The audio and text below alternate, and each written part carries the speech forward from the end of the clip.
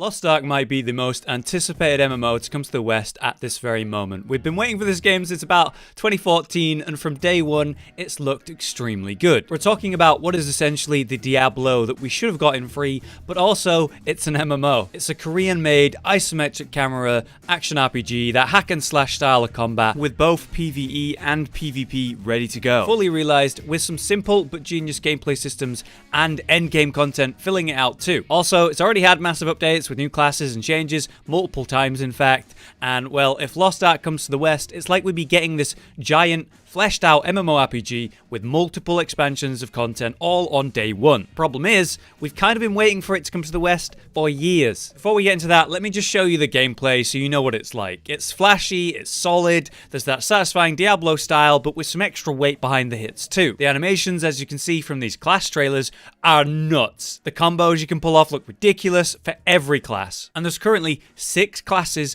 that come with multiple specializations. Those specs decide what your character is in a more permanent way. So when you choose a warrior and then you go into the warlord spec, you're now a warlord. That's the class you're playing. And so from these original 6 class types, we actually have a total of 18 unique playstyles known as the advanced classes in game right now. That's insane. That's a lot of variety to choose from. Let's take a look at the Holy Knight, the newest class, and see how that works, which is a warrior turned paladin. It's a support based class using a sword and that faith or miracle magic style. You got divine buffs to buff up allies, or with your own sword you can do big powerful chunks of damage. You can strengthen yourself, buffing up you and your sword to go holy warrior style, or choose to create giant auras that buff up your allies and their combat abilities, so in that way you can be perfectly fine on your own or an asset to your team depending on how you want to play and what's really best in that moment. Classes come with their ultimate abilities, and in the case of the Holy Knight, their ultimate ability will shoot them up into the sky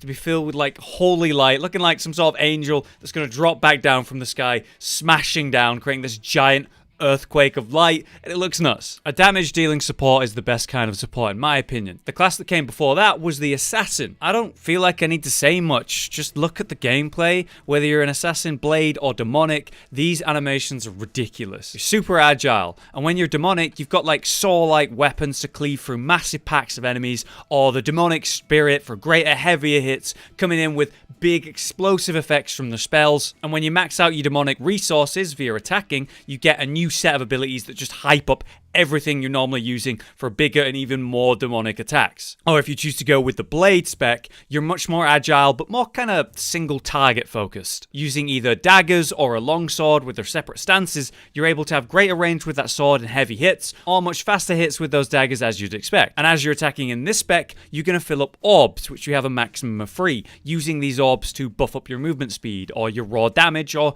just your attack speed. Or if you consume all 3 at once, you get that special ultimate blade attack, which kind of reminds me of Irelia from League if you play that. I couldn't tell you which I would rather play here, just honestly all of it please. Naturally, you're able to pick a class and then try out all of the advanced classes before you choose to commit to any specific one. Not that that won't make it harder to choose which you want to focus on, but I seriously recommend, if you're intrigued by Lost Ark, go watch the trailers on their official channel for each class. Their animations and just the gameplay itself is worth checking out on its own. It's on another level. You'll have a fully dedicated story to go through as you journey from the level 1 to max level. You've got proper cinematics and clever uses of the camera to enjoy, but one really neat feature of their storytelling is that the main class that you choose gets its own introduction. So there's the warrior storyline, there's the mage storyline, and it even comes with levels dedicated to their backstory in a completely different environment to one another. And that will teach you how to play the game, and specifically your class,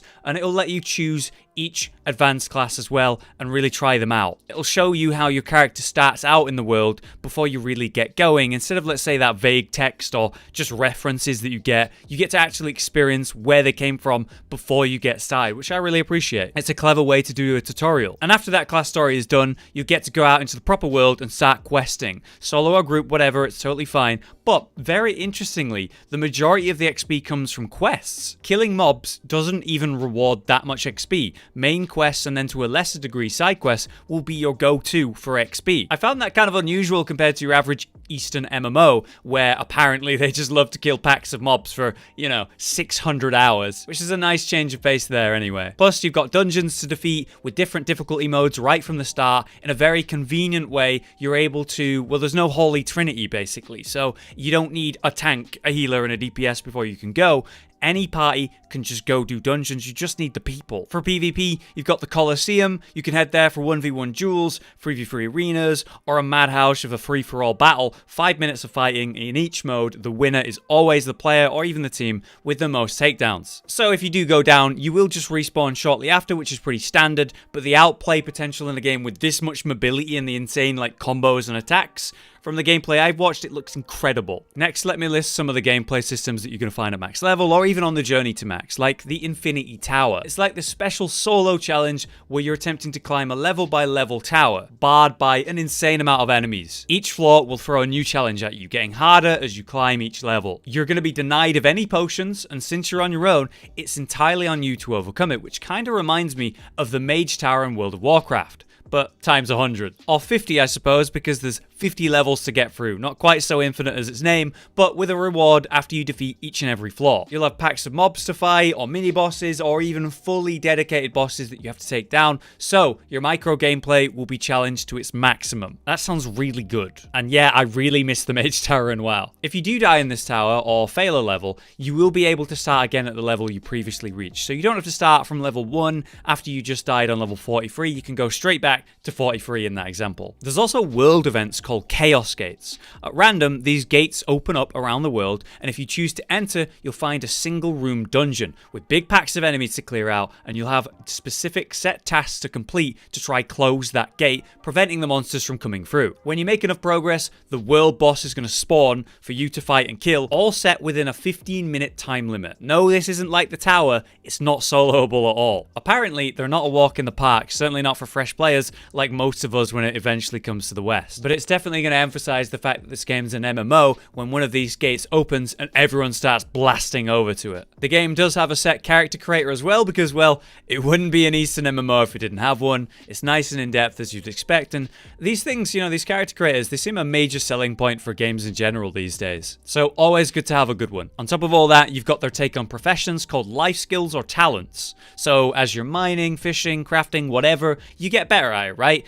But you also unlock life talents to spend on skills. I.e., you can mine or fish or whatever, and then spend those specific points on special skills to help you, let's say, mine even better. For example, the mining bomb to instantly take out a node. In all the MMOs I played, it's usually just set levels before you can mine the next tier of ore, for example, so this is a nice addition. As you'd also expect with an MMO, your journey to max level is just the first step. Once you reach max level, the game and the systems really open up, and since it's had so many updates in its time already, I imagine there's a lot to experience at this point. Big raids, the PvP improvements, and all the new classes too. But that's the question, right?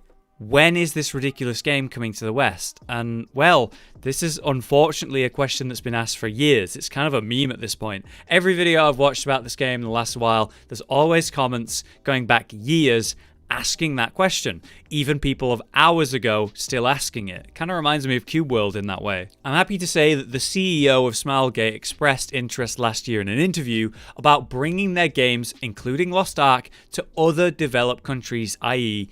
NA and EU. Normally, China is the go-to choice for Korean gaming, like the next place they branch out to when they go to other regions. But at the time, China had a gaming approval freeze, leaving it quite literally off limits, so no doubt this is what pushed Smilegate to consider the West and other regions. Since then, there has actually been beta testing in both China and Japan after all, so that freeze must have ended. But around this time, they also partnered with Mail.ru, a Russian company, which allowed them to release Lost Ark in Russia. That's a big step. You got systems in place to release it in other regions. The beta for the Russian version started in October, so obviously obviously super recently, so if you can't wait, it's an easier way to play the game without any massive effort to play on Korean servers. You'll need a VPN and an English patch, but that is a bannable method, so heads up on that. Not that that doesn't stop many English players playing it on the Russian servers right now. So what does this tell us? They've released the game in multiple regions outside of Korea, and they have interest in bringing it to the West. It's essentially a matter of time. With it being available in Russia, China, and Japan, where else can it really release before it comes to the West? I don't think there's anywhere else. We have to be next. And if I had to take a guess,